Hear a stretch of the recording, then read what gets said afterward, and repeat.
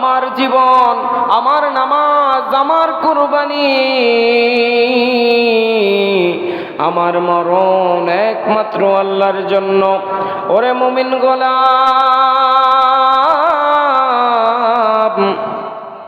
ভালো করে কথাগুলো শ্রবণ করতে হবে। এজন্য দুনিয়াতে কথা বলবো, সেই কথাটাও হবে কার জন্য? আল্লাহর জন্য, আল্লাহর জন্য। দুনিয়াতে আমি খাবার খাবো, সেটাও খাবো আল্লাহর জন্য, কারণ খাবারের মাধ্যমে শক্তি অর্জিত হবে। সেই শক্তি দিয়ে আমি আল্লাহর ইবাদত করব। সুতরাং খাবারটাও আমার আল্লাহ ছাড়া অন্য কারোর জন্য নয়।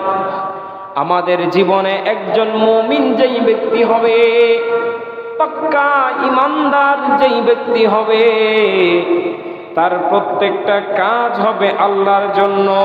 প্রত্যেকটা কাজ করবে, সে নিয়ত করবে এমন কোন কাজ আমি করব না যেই কাজে আমার আল্লাহ খুশি হয় না।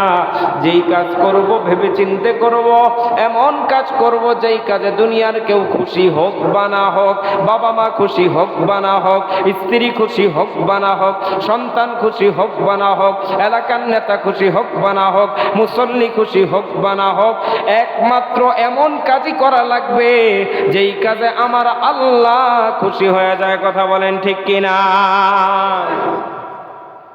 ও মুসলমান, আমার জীবন, আমার হায়াত, আমার মরণ আমার আল্লাহর জন্য।